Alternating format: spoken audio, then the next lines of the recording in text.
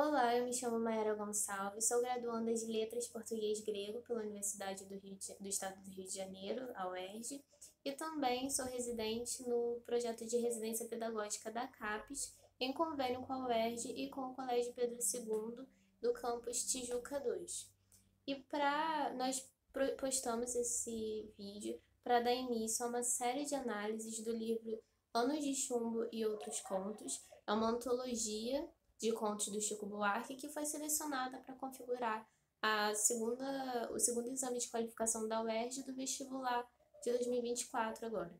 Então, nós, com a coordenação da professora Lúcia Débora, de língua portuguesa, nós selecionamos alguns trechos, fizemos alguns apontamentos que consideramos importantes para vocês terem em mente. E com a disponibilização do vídeo, vocês terão mais comodidade, mais conforto para estudar em suas casas e sempre terem em mãos os nossos apontamentos que estão gravados. Então, daremos início ao conto Meu Tio, o primeiro conto da antologia. E sem mais prolongamentos, fiquem com o vídeo. Esperamos que gostem e estabeleceremos a partir da publicação desse vídeo uma rotina para que vocês tenham sempre algumas análises de cada conto da antologia. Nesse primeiro momento, vale ressaltar algumas informações gerais do conto Meu Tio.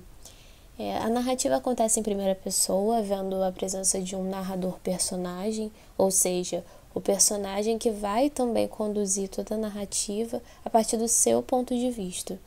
O lugar em que a narrativa acontece, em que o conto acontece, é a cidade do Rio de Janeiro, então todos os bairros, todos os lugares que vão ser citados ao longo da trama são situados dentro da cidade do Rio de Janeiro.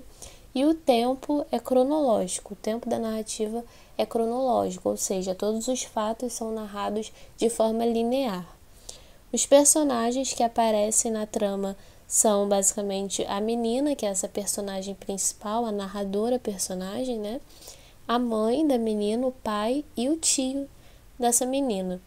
Vale ressaltar que o tio da menina é o personagem ao qual a narrativa vai se redirecionar totalmente. Não à toa que ele ganha espaço no próprio título do conto.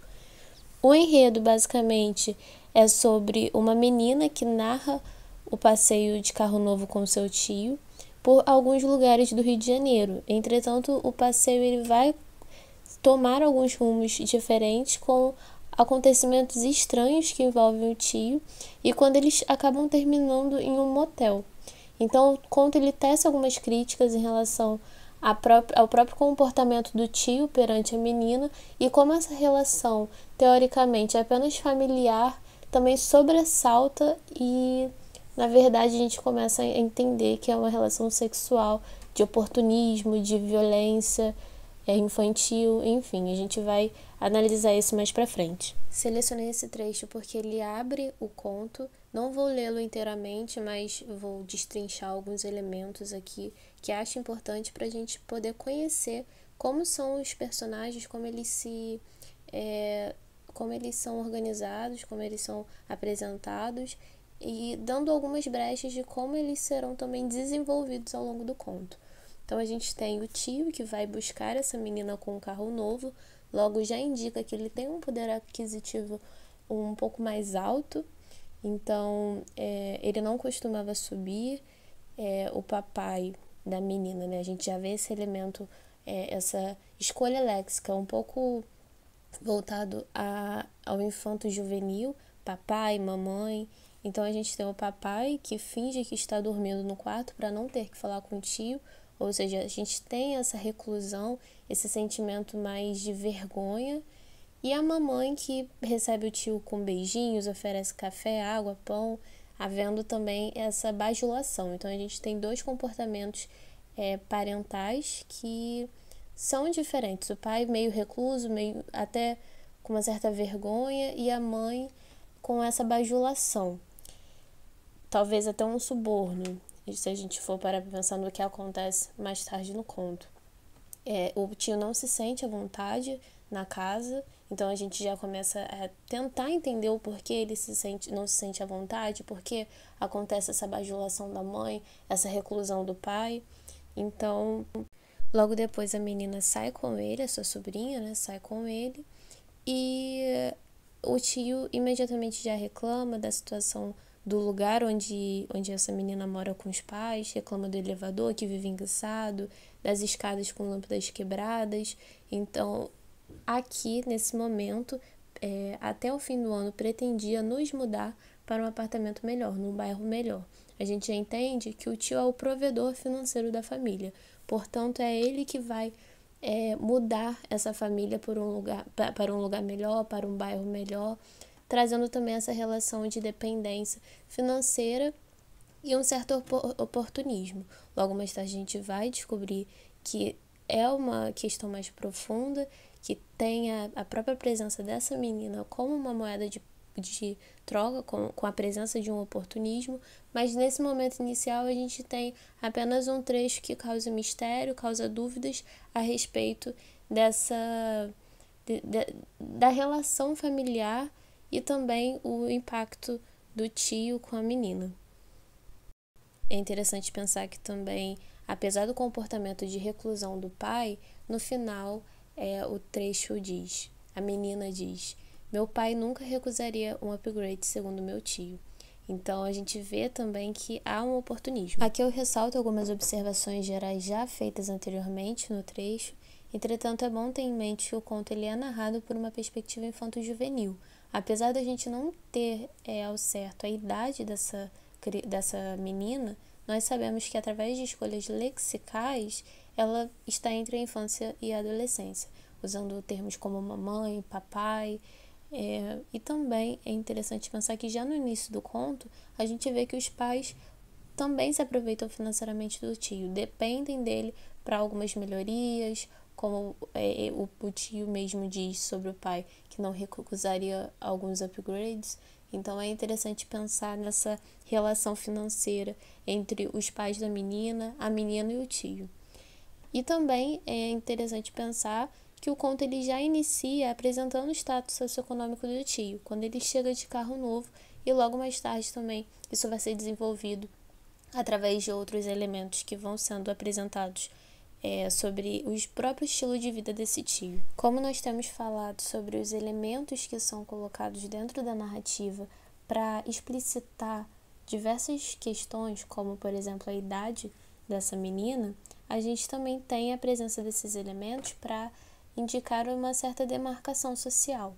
Ao longo do conto, temos alguns trechos que indicam o estilo de vida desse tio e como o poder aquisitivo dele, a situação financeira, é um ponto alto. Temos a presença de alguns carros que ele troca e isso indica a sua situação socioeconômica. Em um trecho específico, temos que o carro novo era um SUV Pajero 4x4, todo branco e grandalhão feito uma ambulância. Ocupava a calçada inteira em frente ao meu prédio. Então, esse é o carro que ele aparece, o carro novo que ele aparece. Entretanto, a gente tem um outro trecho que fala: meu tio sempre repetia que a inveja é uma merda, mas a meninada da rua admirava verdadeiramente os carros dele, desde o dia em que ele apareceu com um Mini Cooper conversível.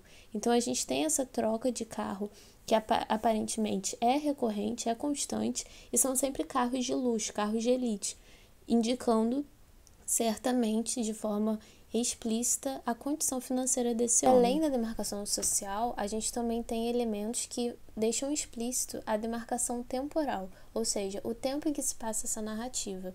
Então, dentre alguns trechos, a gente pode perceber que a história ela se passa num cenário pós-pandemia do vírus Covid-19. A gente tem o primeiro trecho aqui que deixa explícito ao narrar. Ao saltar, ele foi saudado por um vendedor que usava a máscara da Covid. Então, essa máscara da Covid já deixa explícito que, além da pandemia, era a pandemia do vírus Covid-19. Os trechos seguintes também deixam explícito esse cenário pandêmico, visto que a presença da máscara ela é rotineira em vários personagens, como o farmacêutico e os fregueses em volta. Sempre há essa presença como algo obrigatório, indicando mesmo esse tempo pandêmico em que a utilização da máscara ela é rotineira, obrigatória e essencial. Inicialmente eu comentei que o lugar em que acontece a narrativa é a cidade do Rio de Janeiro, mas aqui também temos elementos de demarcações geográficas que possibilitam não só a gente saber o lugar da narrativa, o lugar em que acontece toda a história, mas também possibilitam a gente acompanhar toda a trajetória desse passeio da menina com seu tio.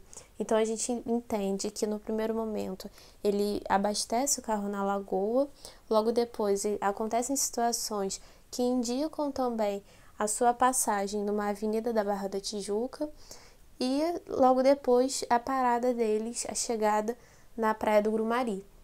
Entretanto, a gente consegue também perceber que todos esses lugares são lugares de trânsito de uma classe média alta, então a gente também consegue evidenciar essa presença e essa demarcação social também, a partir desse passeio que se limita a bairros de elite. Já abordando esse contraste social e demográfico, é interessante pensar que no único momento em que seu tio sai da praia e estaciona o carro em um local um tanto desconhecido para a menina, é um momento, inclusive, de observação sobre esse contraste. Ela menciona que de um lado, o lado esquerdo, era uma rua residencial com prédios de 4 andares, garagem, gradil, guarita, porteiro e tudo. Ou seja, um espaço de certa forma restrito à elite, com estrutura, com pessoas que têm um alcance financeiro maior. E do outro lado, o lado direito, estava mais para a favela, com casas tortas, sem reboco e todo tipo de comércio. Ou seja, já é um lado que está restrito a uma população de situação financeira menor, uma classe social mais baixa. Então a gente tem totalmente explícito esse contraste social que vai restringir o lugar de cada morador, de cada pessoa. Trazendo a intertextualidade para essa cena, para que vocês consigam entender melhor essa situação, a gente pode pensar nos livros de geografia, que todos nós já tivemos contato com uma fotografia de uma comunidade, Paraisópolis, e logo do lado condomínios de luxo restritos aos moradores do Morumbi. Então a gente percebe essa diferença entre a favela de um lado e o luxo do outro. É basicamente isso que é retratado aqui nesse trecho. O trecho a seguir dialoga bastante com o slide anterior sobre essa demarcação social e geográfica e tece bastante críticas sobre o comportamento desse tio, então é importante destacá-lo para ressaltar como acontece esse comportamento. As pessoas se retiraram com cadeiras e mesas, abrindo espaço para o meu tio estacionar em cima da calçada. Sem sair do carro, ele começou a buzinar direto, até que do outro lado da rua vieram saindo os peões de uma obra.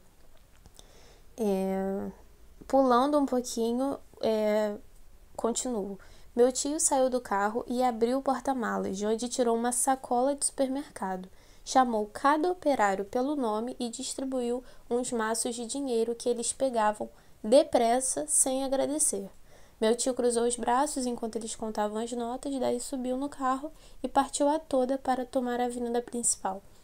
Ou seja, esse trecho ele traz uma certa crítica e traz essa ambientação de mistério, de dúvida, trazendo também um caráter de ilegalidade em relação a essa distribuição de dinheiros, sem que esses operários agradeçam, sem haver nenhuma satisfação, trazendo também um ar de omissão.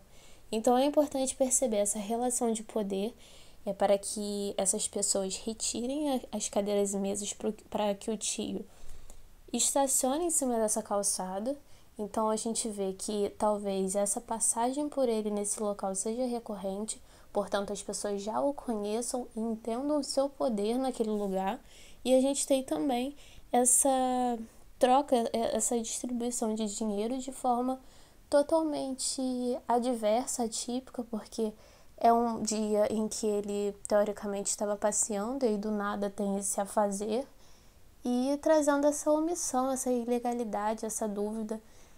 Portanto, a gente pode associar aqui comportamentos um pouco críticos a esse tio. Portanto, com base no trecho anterior, pode-se perceber que verifica-se uma relação de poder entre o tio e os personagens daquele local, indicando uma situação recorrente, além de também fazendo uma crítica a uma possível alusão a esse comportamento da milícia carioca e a lavagem de dinheiro, com esse pagamento que o tio faz aos operários da obra citada, trazendo esse cenário de ilegalidade, de omissão, mistério.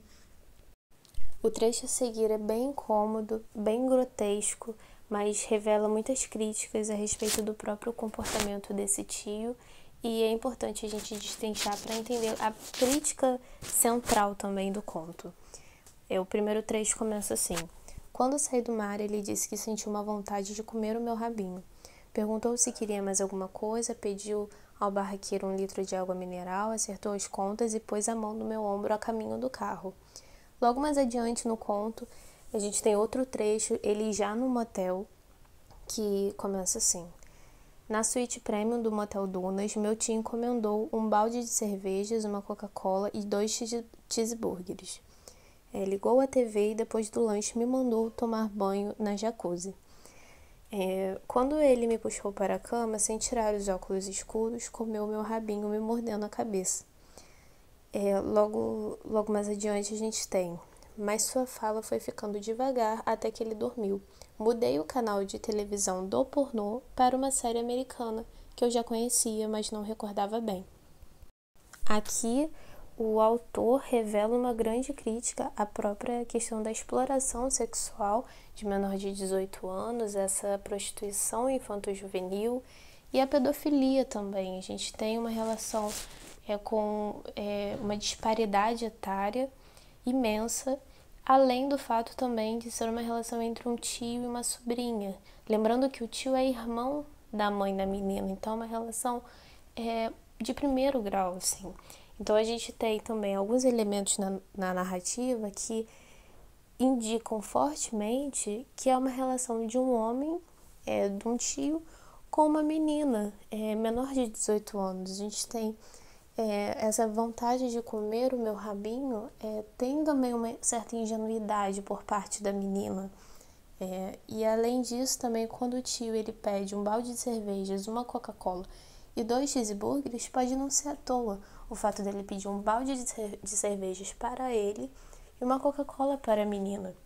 A todo momento da narrativa do conto, o homem bebe cerveja, mas não menciona que a menina também beba.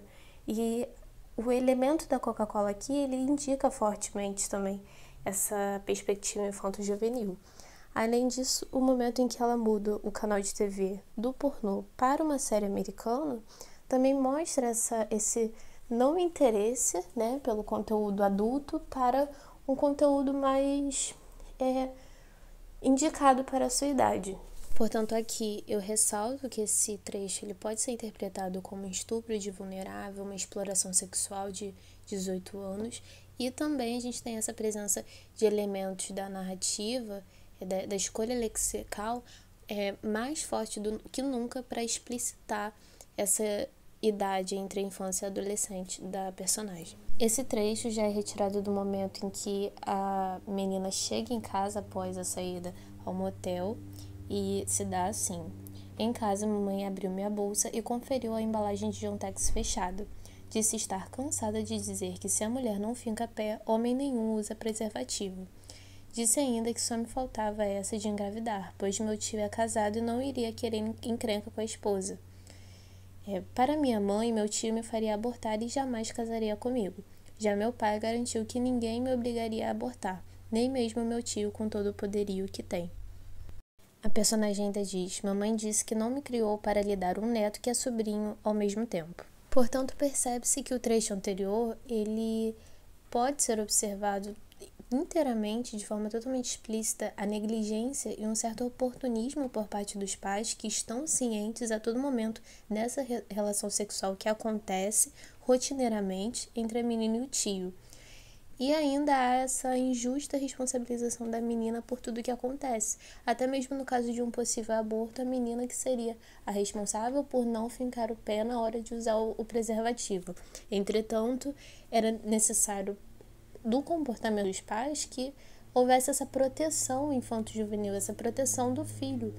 Entretanto, não é o que acontece. Na verdade, os pais estão a todo momento cientes do que acontece e pode ser até interpretado como uma certa fonte de dinheiro, né? O fruto dessa relação sexual.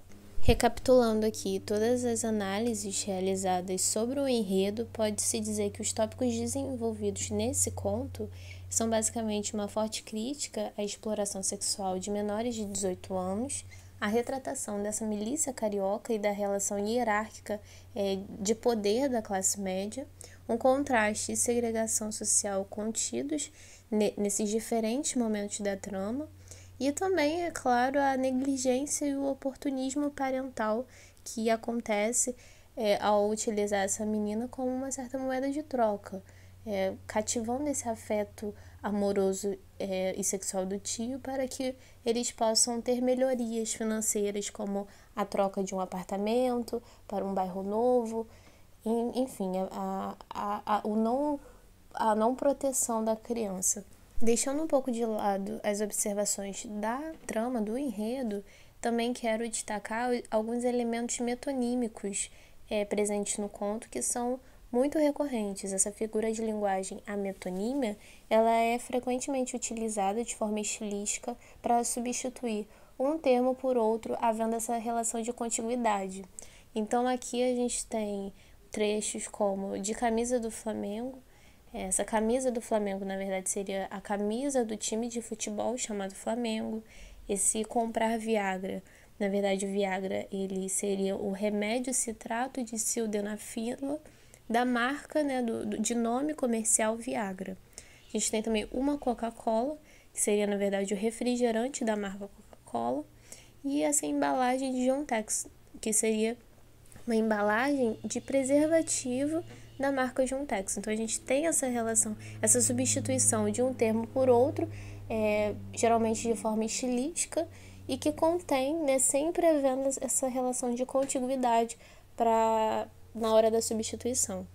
Importante destacar porque na UERJ, nas questões da UERJ, caem bastante figuras de linguagem e esse conto, Meu Tio, ele apresenta muitos elementos metonímicos que devem ser estudados, devem ser analisados.